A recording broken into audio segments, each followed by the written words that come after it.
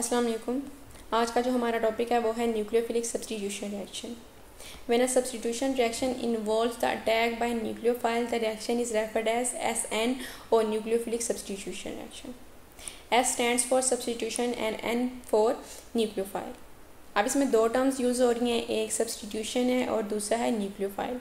Substitution का मतलब होता है कि एक ग्रुप लीव करेगा और उसकी रिप्लेसमेंट में दूसरा ग्रुप आएगा, यानी कि जो लीव कर रहा है ग्रुप उसको हम लोग कह रहे हैं लीविंग ग्रुप, और जो अटैक कर रहा है, जिसने आके अटैच होना है, वो है हमारे पास न्यूक्लियोफाइल। अब दूसरी टर्म है न्यूक्लियोफाइल। न्यूक्लियोफाइल कहते हैं इलेक्ट्रॉन पेयर डोनर को, यानी कि जो अपने इलेक्ट्रॉन पेयर डोनेट कर सके, और या फिर न्यूक्लियस लविंग को या पॉजिटिव चार्ज लविंग को। अब ये जो जनरल रिएक्शन है आप इसको देख सकते हैं। अब यहाँ पर ये एक जनरल रिएक्शन शो किया हुआ है। जब ये R ग्रुप कोई भी अल्काइल ग्रुप है, इसके साथ लीविंग ग्रुप, फॉर एग्जांपल आप हिलाइड ले लें, ठीक है, यहाँ पे कोई भी ग्रुप हो सकता है, वो होगा leaving group.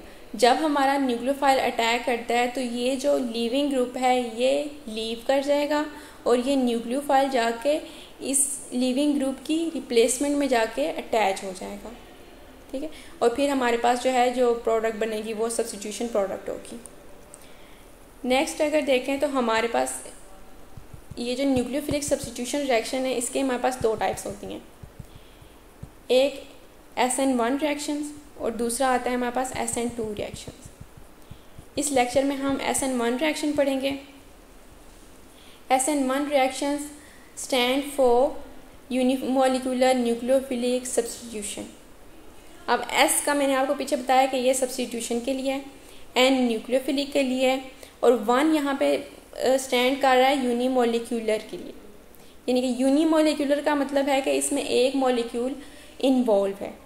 when the rate of a nucleophilic substitution reaction depends only on the concentration of the alkyl halide, the reaction is of first order and is represented as SN1। अब इसमें जो rate of reaction है वो एक single molecule के ऊपर उसकी concentration के ऊपर डिपेंड कर रहा है।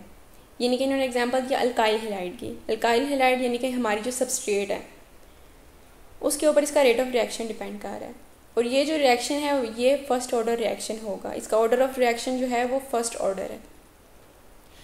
जो रिएक्शन रेट है वो डायरेक्टली प्रोपोर्शनल होगा सबस्ट्रेट के। यानी कि फॉर एग्जांपल अगर हमारे पास अल्काइल हैलाइड है तो जितनी ज़्यादा अल्काइल हैलाइड की कंसनट्रेशन होगी, जितनी ज़्यादा कंसनट्रेशन सबस्ट्रेट की होगी, उतना ही ज़्यादा रेट ऑफ रिएक्शन होगा। इस टॉपिक की बेटर अंडरस्टैंडिंग के लिए हम अब एक एग्जांपल ले लेते हैं। यहाँ पे जो एग्जांपल ली है वो मैंने ली है टर्शरी ब्यूटाइल ब्रोमाइड की, ठीक है, hydrolysis of tertiary butyl bromide. अब ये जो SN1 रिएक्शंस होते हैं ये 2 स्टेप्स में कंप्लीट होते हैं। फर्स्ट स्टेप में हमारे पास कार्बोनियम आयन बनता है, और नेक्स्ट जो हमारा स्टेप होगा उसमें जो न्यूक्लियोफाइल है वो आके अटैक करता है। सबसे पहले अब हम लोगों ने लिया था टर्शरी ब्यूटाइल ब्रोमाइड, ठीक है। अब इसमें ये जो रिएक्शन हो रहा है ये in the presence of a solvent हो रहा है। अब यहाँ पे हमारे पास जो सॉल्वेंट होता है वो होता है पोलर प्रोटिक सॉल्वेंट, जैसे वाटर हो गया, अल्कोहल्स वगैरह। अब ये जो पोलर प्रोटिक सॉल्वेंट है इसमें जो पोलैरिटी है इसकी, ये पोलर जो है होने की वजह से ये इस बॉन्ड को ब्रेक करेगा। ये जो कार्बन और ब्रोमाइड के बीच में जो बॉन्ड है इसको ब्रेक करेगा। बीइंग प्रोटिक ये इस बॉन्ड को कमज़ोर करता है, और फिर जो इस पोलर होने की वजह से ये इस बॉन्ड को ब्रेक करेगा। यानी जो हमारा सॉल्वेंट है ये इसमें पार्ट लेगा, और इस सॉल्वेंट की वजह से ये हमारा कार्बन एंड ब्रोमाइड का जो बॉन्ड है ये ब्रेक होता है। अब जो ब्रोमाइड यहाँ से लीव करेगा, यानी कि ब्रोमाइड हमारा लीविंग ग्रुप है, ये ब्रोमाइड लीव करेगा और ब्रोमाइड पे हमारे पास आ रहा है नेगेटिव चार्ज। अब ये जो कार्बन है इसके ऊपर आएगा पॉजिटिव चार्ज। ये हमारे पास जो बन रहा है ये है कार्बोनियम आयन। फर्स्ट स्टेप हमारा है formation of carbonium ion. Next जो हमारे पास सेकेंड स्टेप है उसमें हमारे पास हाइड्रोक्सिल आयन जो है ये इस कार्बोनियम आयन के ऊपर अटैक करेगा। अब ये जो हाइड्रोक्सिल आयन है ये दोनों साइड से अटैक कर सकता है कार्बोनियम आयन पे। ये चाहे तो इस साइड से अटैक कर सकता है और उसी प्लेस पे लग सकता है जिस तरह से ये ब्रोमाइड यहाँ पे लगा हुआ था, जिस डायरेक्शन में वो लगा हुआ था इसी डायरेक्शन में ये इसके साथ अटैच हो सकता है। अगर हाइड्रोक्सिल आयन इस डायरेक्शन में अटैच हो, यानी कि इसी सेम डायरेक्शन में अटैक करे और अटैच हो, इसको हम कहेंगे कि रिटेंशन है। लेकिन अगर ये हाइड्रोक्सिल आयन अटैक करे फ्रॉम द बैक साइड, यानी कि जिस डायरेक्शन में ब्रोमाइड आयन लगा हुआ था उसके ऑपोजिट डायरेक्शन में अगर ये अटैक करता है और यहाँ पे अटैच होता है, तो यहाँ पे हम कहेंगे कि इन्वर्जन हुई है। यानी कि इस पे दोनों ऑप्शंस हैं कि हमारे पास या रिटेंशन भी हो सकती है या इन्वर्जन भी हो सकती है। दोनों तरह के हमारे पास कंपाउंड बन सकते हैं।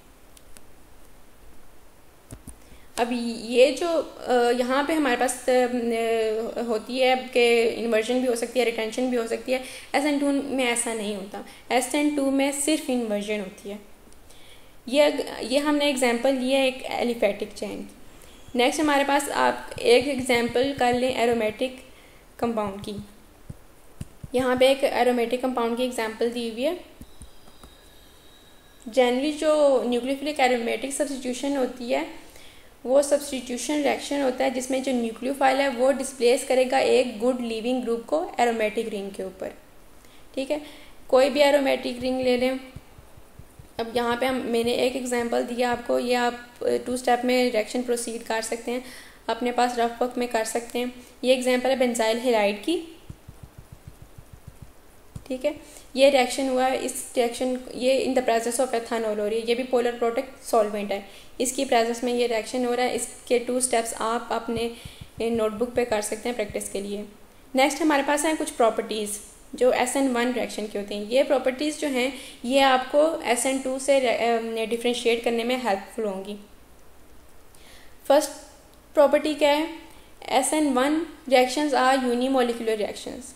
ठीक है, ये यूनिमोलिकुलर रिएक्शंस होते हैं। इस ऑर्डर ऑफ रिएक्शन इनका फर्स्ट ऑर्डर रिएक्शन होता है। Rate determining step does not depend on nucleophile. अब रेट डिटर्मिनिंग स्टेप कौन सा है? ऊपर हमने देखा कि हमारे पास 2 स्टेप्स हैं। एक जो पहला वाला जिसमें लिविंग ग्रुप लीव कर रहा है और कार्बोनियम आयन बन रहा है, वो हमारा स्टेप जो है वो रेट डिटर्मिनिंग स्टेप होगा। ठीक है, जो फर्स्ट स्टेप है वो होता है हमारे पास स्लो, सेकेंड स्टेप होता है फास्ट, और जो स्लो रिएक्शन स्टेप होता है वो हमारा रेट डिटर्मिनिंग स्टेप होता है। तो इसमें हमारे पास जो रेट डिटर्मिनिंग स्टेप है वो हमारा फर्स्ट है जिसमें हमारे पास कार्बोनियम आयन बन रहा है। अब ये पॉइंट क्या है कि rate determining step does not depend on nucleophile.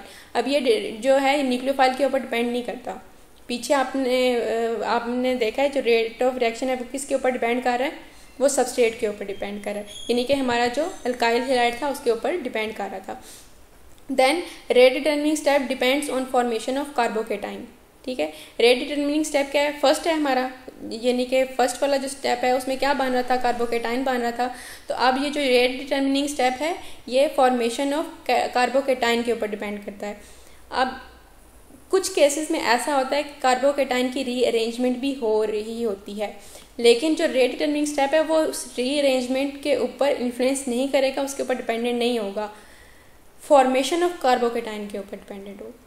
ठीक है, नेक्स्ट हमारे पास है solvent should be polar protic solvent. ये भी मैं आपको पीछे बता चुकी हूँ कि पोलर प्रोटिक सॉल्वेंट्स कौन से होते हैं, जैसे एथानॉल हो गया, वाटर हो गया, मेथानॉल हो गया। नेक्स्ट पॉइंट है एक्सोथर्मिक रिएक्शन। ये जो रिएक्शंस होते हैं ये एक्सोथर्मिक रिएक्शन होते हैं। एक्सोथर्मिक रिएक्शन है तो स्लो टेम्परेचर पे ये रिएक्शन फॉरवर्ड मूव करेंगे और हाई टेम्परेचर पे बैकवर्ड मूव करेंगे। नेक्स्ट हमारे पास है कि factors affecting rate of SN1 reaction. हमारे पास 3 फैक्टर्स हैं जो इन्फ्लुएंस कर रहे हैं रेट ऑफ रिएक्शन को। नेचर ऑफ अल्काइल हैलाइड्स, कि किस नेचर के हैं, टर्शरी हैं, सेकेंडरी हैं या प्राइमरी हैं। अब देखें रेट ऑफ रिएक्शन, सबसे ज़्यादा जो हमें SN1 रिएक्शन देगा वो है टर्शरी। टर्शरी में सबसे ज़्यादा होता है, उससे कम सेकेंडरी में, उससे कम प्राइमरी में SN1 नहीं होता। बहुत रेयरली अगर बहुत सारी कंडीशंस वगैरह हम लोग अगर प्रोवाइड करें तो फिर SN1 रिएक्शन हो जाए, और मोस्टली हमारे पास जो है वो टर्शरी जो होते हैं वो देते हैं SN1 रिएक्शन। सेकेंडरी जो है वो SN2 भी दे सकते हैं, SN1 भी दे सकते हैं। ठीक, नेक्स्ट है नेचर ऑफ लीविंग ग्रुप। अब जो लीविंग ग्रुप की नेचर है वो भी डिपेंड करती है रेट ऑफ रिएक्शन के ऊपर।